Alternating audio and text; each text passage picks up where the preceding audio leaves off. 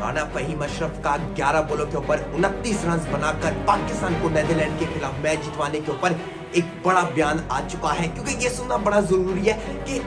राना फहीम अशरफ के माइंड के अंदर उस वक्त क्या चल रहा था, क्या माइंडसेट राना फहीम अशरफ के दिमाग के अंदर था, क्या अप्रोच थी और क्या बातचीत थी शहीनशाह अफरीदी की तरफ से, क्या बिलीव था और क्या कुछ सोच रहे थे इस मामले के ऊपर और क्या इस गेम के अंदर डिसाइड हो चुका था। तो लेट्स सी चलते हैं राना फहीम अशरफ के इस बयान के ऊपर कि फहीम अशरफ ने इसके ऊपर क्या कहा। फहीम अशरफ बोले कि जब मैं पिच के ऊपर आया तो मुझे उस वक्त लगा कि ये स्कोर बड़ा इजीली हो जाएगा, लेकिन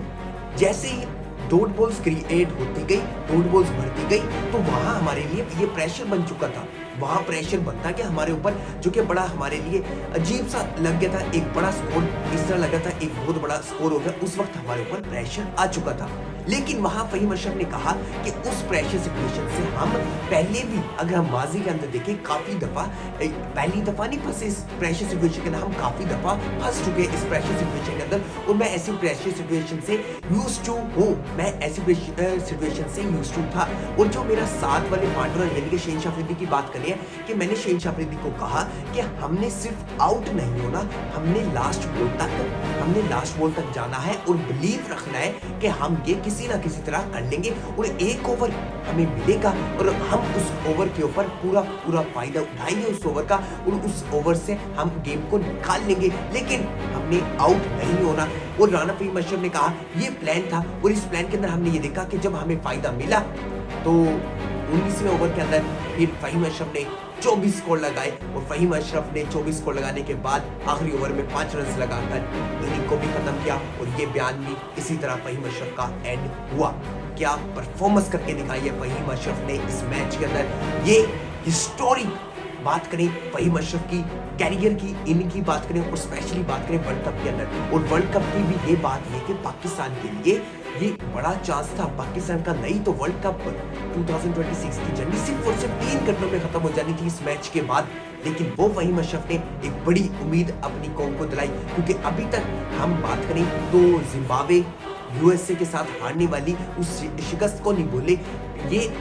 शिकस्त एक और आ जाती तो बहुत काम खराब हो जाता। क्योंकि ये याद रखना कि अगर हम नीदरलैंड के खिलाफ हारते मैच, पहला तो ये होता कि वर्ल्ड कप की कैंपेन से हम 80% बाहर हो जाने थे, क्योंकि जाहिर बात ये है कि दूसरी टीमों ने भी मैच जीत लेना था एसोसिएटिव में, क्योंकि अगला मैच तो हमारा बाइकआउट है इंडिया के खिलाफ, तो 2-0 तो हमने हो जाने थे, तो बात वही खत्म हो जानी थी। तो फिर बात करें तो फिर इस चीज को ये मायने रखता है कि फहीम अशरफ की इस इनिंग ने पाकिस्तान को सेव किया, पाकिस्तान को बचाया। बात करें तो आखिरी 2 ओवर के अंदर 29 रन, जो कि बड़ा मुश्किल था, और उस सिचुएशन के अंदर जब हमारा पूरा मिडिल ऑर्डर तबाह होता गया, हमारे मिडिल ऑर्डर के अंदर किसी ने परफॉर्मेंस नहीं करके दिखाई। आप शताब खान की बात करें तो 12 बॉलों पे 8, आप नीचे मोहम्मद नवाज की बात करें तो 13 बॉलों के ऊपर मोहम्मद नवाज 6 स्कोर करते हुए नजर आए। फिर हम नीचे बात कर ले तो शहीनशाह अफरीदी 9 बॉलों पे 5, यानी कि किसी ने बाउंड्री तक नहीं लगाई,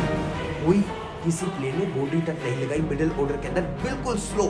बाबर आजम की बात करें तो बाबर आजम ने 18 पे 15, मिडिल ऑर्डर ने किसी ने भी बाउंड्री नहीं लगाई, सिर्फ बाबर आजम ने एक बाउंड्री लगाई। तो जब मिडिल ऑर्डर पूरा सिर्फ एक बाउंड्री लगाएगा, और फिर आखिरी सिचुएशन ये कि 12 बॉलों के ऊपर 29 रन, और फिर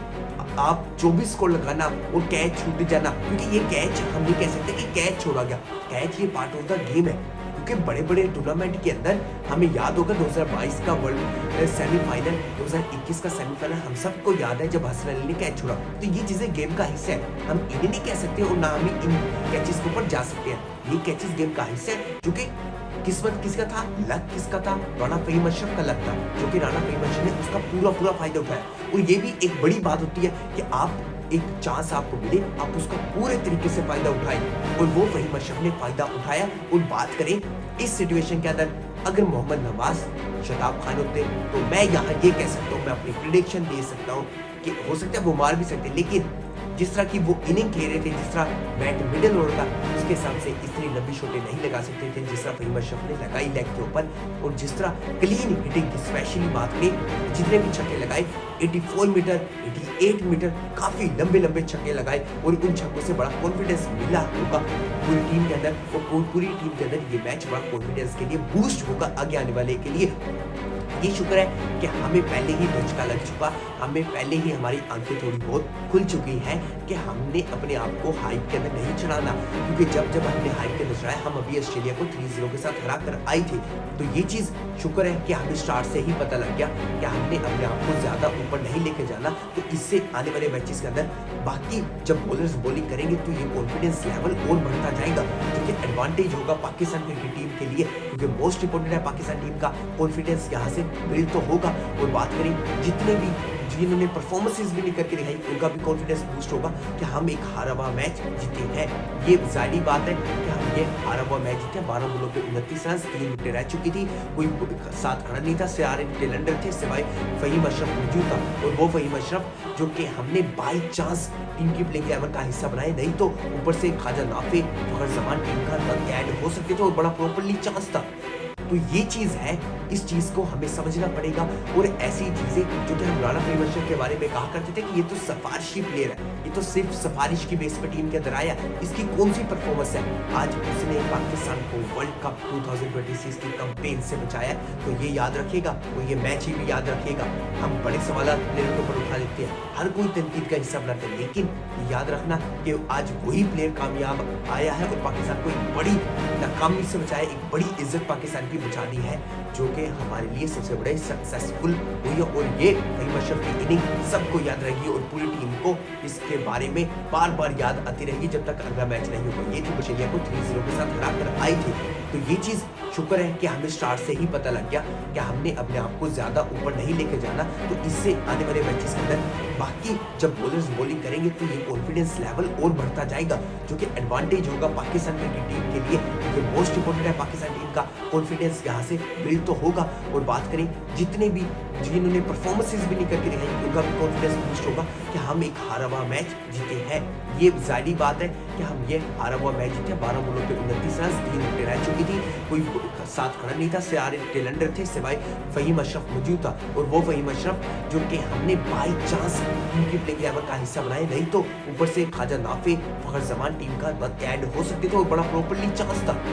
तो ये चीज़ है, इस चीज़ को हमें समझना पड़ेगा। और ऐसी चीज़ें जो कि हम राना फहीम अशरफ के बारे में कहा करते थे कि ये तो सिफारिशी प्लेयर है, ये तो सिर्फ सिफारिश की बेस पर टीम के अंदर आया, इसकी कौन सी परफॉर्मेंस है। आज उसने पाकिस्तान को वर्ल्ड कप 2026 की कैंपेन से बचाया, तो ये याद रखेगा, और ये मैच ही भी याद रखेगा। हम बड़े सवाल प्लेयर के ऊपर उठा देते हैं, हर कोई तनकीद का हिस्सा बनाते हैं, लेकिन याद रखना कि आज वही प्लेयर कामयाब आया है और पाकिस्तान को एक बड़ी नाकामी से बचाया, एक बड़ी इज्जत पाकिस्तान की बचानी है, जो कि हमारे लिए सबसे बड़े सक्सेसफुल हुई है। और ये फहीम अशरफ की इनिंग सबको याद रहेगी और पूरी टीम को इसके बारे में बार बार याद आती रहेगी जब तक अगला मैच नहीं होगा। ये थी बड़ी अपडेट जो मैंने आपके साथ शेयर की। मिलता हूँ आपसे अगली वीडियो में।